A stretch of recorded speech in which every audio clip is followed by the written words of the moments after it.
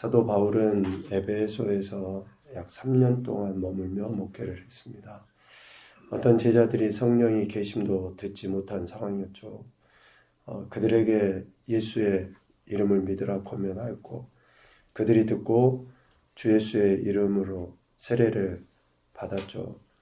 또 그들에게 안수할 때에 성령이 그들에게 임하셔서 방언도 하고 예언하는 일도 일어나게 되었습니다. 에베소에 머무는 동안 바울은 오늘 8절에 보면 석 달 동안 담대히 하나님 나라에 관하여 강론하며 권면하였다라고 이야기하고 있습니다. 바울의 한 가지는 오직 예수 그리스도 하나님 나라를 증거하는 것이었죠. 그렇게 하나님 나라를 예수 그리스도를 증거했을 때에 받아들이는 사람이 있지만 받아들이지 않는 사람들이 있기 마련이다. 사도행전 1장을 시작할 때부터 이 이야기를 했습니다. 누구나 다 복음을 받아들이고 복음에 대해서 아멘하고 순종하는 거 아니에요.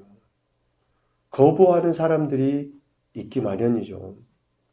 9절에 보면 어떤 사람들은 마음이 굳어 순종하지 않고 라고 이야기하고 있습니다. 바울이 담대하게 하나님 나라에 관하여 강론하고 권면했으나 어떤 사람들은 마음이 굳어 순종하지 않았다. 사도 바울이 베레아의 유대인의 회당에서 가르쳤을 때 베레인들은 어떻게 했습니까? 그곳 사람들은 너그러워서 간절한 마음으로 말씀을 받고 이것이 그런가 하여 날마다 성경을 상고하였다 라고 17장 11절에 이야기하죠.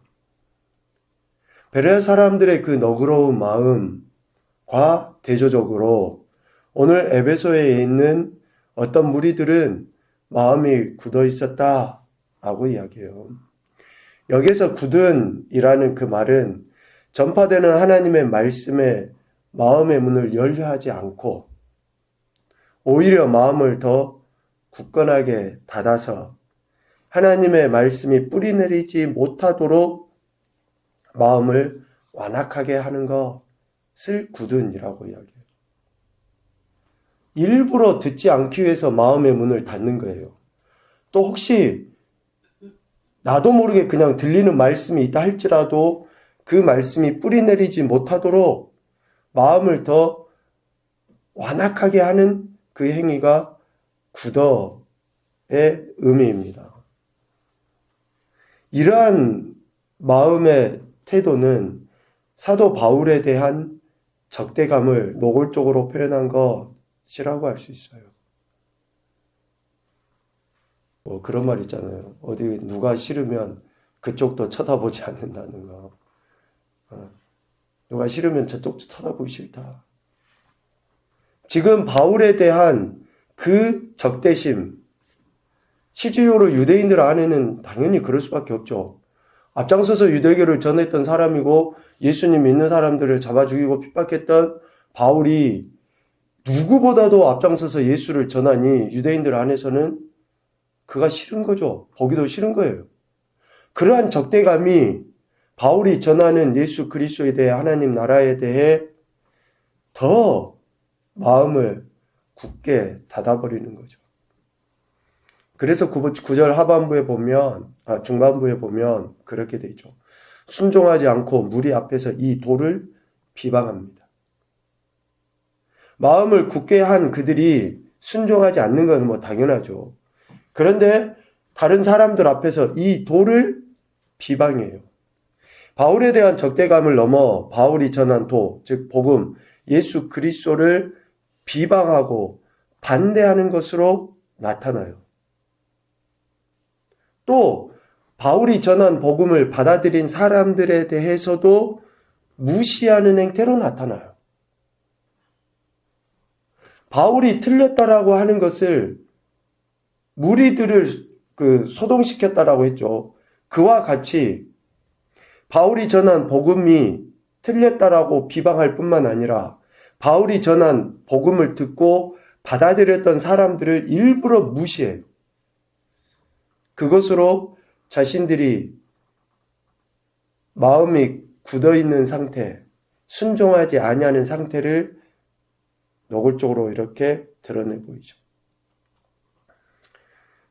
이렇게 마음이 굳어 순종하지 않고 도를 비방하는 사람들이 있어서 바울이 9절 하반부에 보면 그들을 떠나 제자들을 따로 세우고 두란노 서원에서 날마다 강론하게 됩니다.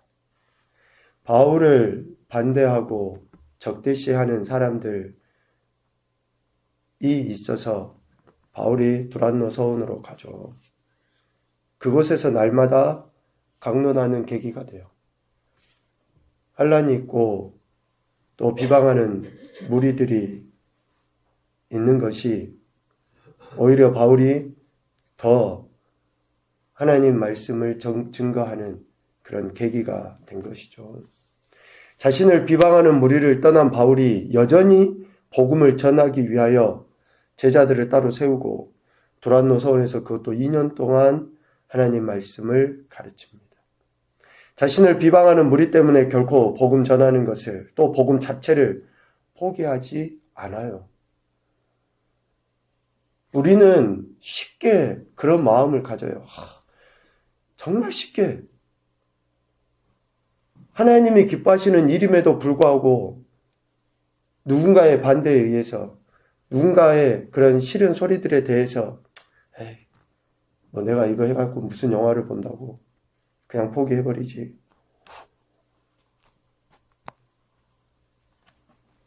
실은 목회자도 좀 그런 마음이 있어요. 목회자가 목사 개인의 신상과 유익을 위해서 이 일을 하는 겁니까? 표현이 그렇지만 돈 이만큼은 얼마든지 해도 돈 벌 수 있어요. 새벽부터 밤 늦게까지 1년 365일 목사가 사역을 하는 것이 돈 때문에 합니까? 명예 때문에 합니까? 그거 아니고도 돈 이만큼 벌 수 있고 명예 훨씬 더 높은 명예를 가질 수도 있을 거예요. 물론 제가 너무 부족하니까 그러지도 못할 수도 있지만 그것 때문에 목회하는 거 아니에요. 한 영혼이 정말로 하나님 앞에 서서 그들이 구원받고 그들이 하나님 주신 은혜를 경험하고 하나님이 기뻐하시는 그러한 인생들로 세워져 가기 위해서 을 중에서도 을이 돼가지고 그 사람들의 한 사람 한 사람들의 마음 헤아리려 하고 솔직히 그들이 하나님 앞에 서서 정말 더 멋진 그리스도인으로 세워져 가기 위해서 간 쓸개 다 빼놓고 하는 거예요. 사도 바울이 뭐가 아쉬워서 그들의 핍박, 그들의 무시, 반대를 무릅쓰고 또다시 가서 복음을 증거하고 가르치고 왜 합니까? 뭐가 아쉬워서? 로마의 시민권을 가졌다라고 이야기했잖아요. 가장 최고의 학문에서 공부했다고 했잖아요. 뭐가 아쉬워서 핍박 다 받고 그런 일을 합니까? 때려쳐도 수백 번 때려칠 수 있었음에도 불구하고 그렇지 않고 복음을 포기하지 않고 복음 전하는 일을 포기하지 않은 그렇게 바울이 포기하지 않으니 어떤 일들이 일어납니까? 10절 하반부에 이야기합니다. 2해 동안 그렇게 하니까 아시아에 사는 자는 유대인이나 헬라인이 다 주의 말씀을 듣더라. 그리고 20절에 이와 같이 주의 말씀이 힘있어 흥왕하여 세력을 얻으니라. 18절 믿은 사람들이 많이 와서 포기하지 않고 끝까지 하나님의 말씀을 증거하고 하나님의 은혜, 사랑, 능력을 증거하니 이러한 열매들이 일어나게 되는 것 아닙니까? 그런데 이러한 일들은 바울이 대단해서가 아니에요. 하나님께서 은혜를 베풀어 주셔서 그런 거예요. 목회는 목사의 개인의 능력으로 하는 거 아닙니다. 많이 배우고 적게 배우고의 문제가 아니에요. 유학 갔다 온 목사님들이 그럼 다 목회 잘해야죠. 많이 배우고 똑똑해서 목회하는 거 아니에요. 하나님의 은혜로 하는 거예요. 하나님의 은혜로. 11절에 보면 하나님이 바울의 손으로 놀라운 능력을 행하게 하시니 하나님께서 바울에게 은혜를 주셔서 이런 일들이 일어나게 되는 거죠. 그러니 12절 바울의 몸에서 수건이나 앞치마를 가져다가 병든 사람에게 얹으면 그 병이 떠나고 악귀도 나가는 역사들이 일어나게 되죠. 이렇게 하나님 주신 능력으로 바울이 행할 때에 많은 사람들이 믿기도 하지만 또 13절 이하에 보면 참 우리 인간의 어리석음이 적나라하게 드러나요. 마술을 하는 어떤 유대인들이 바울을 흉내내요. 시험 삼아 예수의 이름으로 악귀를 쫓아내려고 하는 이런 일들이 일어나요. 하나님의 능력은 흉내를 낸다고 해서 이루어지지 않죠. 악귀는 악한 영입니다. 그래서 15절에 보면 예수도 알고 사도 바울도 알아요. 악귀들이. 그런데 유대의 한 제사장 스게와의 7 아들들이 흉내를 내요. 흉내를. 예수의 이름으로 선포를 해봐요. 그런데 귀신들이 귀신같이 알죠. 저들이 흉내 낸다는 것을. 저들이 진짜 영으로 하지 않는다는 것을 알아요. 진짜 저들이 입술로만 한다는 것을 알아요. 여러분, 성령으로 한다는 것은 어떠한 신비적인 능력을 이야기하는 게 아니에요.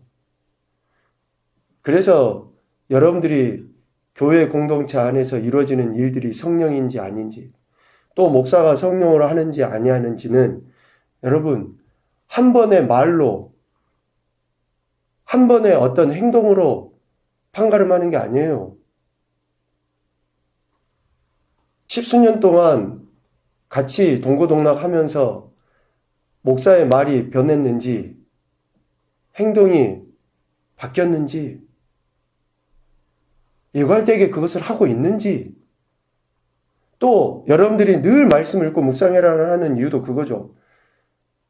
그 성경 말씀에서 위배되는 무엇인가 하고 있는지, 그런 것들을 보고 생각을 깊이 하셔야죠. 그렇게 한 사람 한 사람에 대해서 애달아 하면서 하고 있는지, 사도 바울이 주 예수 그리스도의 이름으로 회심한 이후에 단 한 번이라도 자기의 유익을 위해서 한 것이 있었습니까? 또 중도에 포기하려 한 적이 있었냐고요.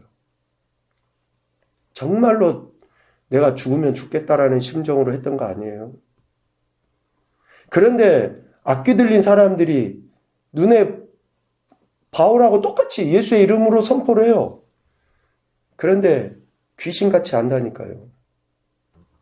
그 흉내를 낸 유대 제사장 스게와의 7 아들에게 악귀 들린 사람이 뛰어 올라가서 누르니까 그들이 상하여 벗은 몸으로 그 집에서 도망하게 돼요.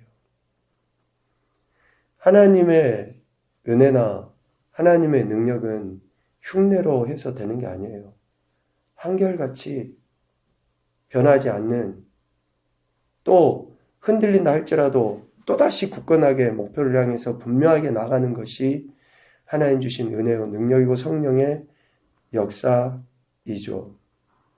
바울은 이렇게 한결같이 하나님 주신 능력으로 복음을 증거했고, 하나님의 능력으로 에베소에서 하나님의 사랑을 나타내 보였을 때에 에베소에서 믿는 사람들 안에 실제적인 변화가 일어나요. 17, 18절에 보면 에베소에 사는 유대인과 헬라인들이 다 이 일을 알고 두려워하며 주 예수의 이름을 높이고 믿는 사람들이 많이 와서 자복하여 행한 일을 알리게 됩니다. 진정한 회개가 일어나게 돼요. 진정한 회개가. 하나님의 은혜가 있으면 진짜로 회개하게 돼 있어요. 두 번째는 19절입니다. 또 마술을 행하던 많은 사람이 그 책을 모아가지고 와서 모든 사람 앞에서 불사르니 그 책값을 계산한 즉 은 5만이나 되더라. 마술사들이 썼던 그 주술책들을 모아서 불태워 보니까 모은 그 책이 은 5만이나 되었다. 하나님의 은혜를 어떻게 세상의 가치 판단 기준으로 나눌 수가 있습니까? 하나님 주신 은혜를 어떻게 월급으로, 어떻게 사례로 나눌 수가 있냐고요. 목사는 월급 보고 일하는 사람이 아니에요. 사례를 위해서 일하는 사람이 아니에요. 예수님 믿는 저와 여러분은 세상의 가치 판단 기준으로 살아가는 사람들이 아니에요. 그게 가치가 아니에요. 은 5만이나 되는 것이 적습니까? 결코 그렇지 않아요. 예수님의 이름이 가치 있다는 것을 알고 예수님의 이름이 능력이라는 것을 알고 그것을 다 불살라 없애버려도 아까워하지 않는 거예요. 우리가 뭘 보고 살아가야 됩니까? 하나님 나라를 소망하고 하나님 나라를 바라본다고 하는데 여전히 기준은 돈 얼마 버냐? 기준은 얼마나 큰 교회 목회하냐? 얼마나 많은 사람들 모여있는 교회냐? 그것이 우리의 기준이 되어 있으니 어떻게 하나님의 능력이, 은혜가 지속적으로 드러날 수 있겠습니까? 복음, 곧 하나님의 말씀이 전해지는 곳에는 반드시 회개와 결단이 드러나게 되어 있습니다. 세속적 가치 판단 기준이 아니라 오직 하나님 말씀이 가진 능력의 가치를 더 중요하게 여기게 된다라는 거예요. 그래서 우리도 결단해야 됩니다. 하나님의 거룩은 그냥 가만히 있어서 드러나질 않아요. 우리 아간의 사건을 지난 주일에 이야기했잖아요. 하나님의 거룩을 드러내는 것은 정말로 그러니까 내 팔 하나 다리 하나를 잘라낸 심정으로 그렇게 하지 않으면 하나님의 거룩을 드러낼 수 없어요. 하나님께서 우리에게 기대하시는 것이 무엇입니까? 우리 각자의 삶 현장에서 목사는 목사로서, 장로는 또 권사는, 집사는 각각의 위치에서 내가 하나님의 거룩을 어떻게 드러내야 하는지.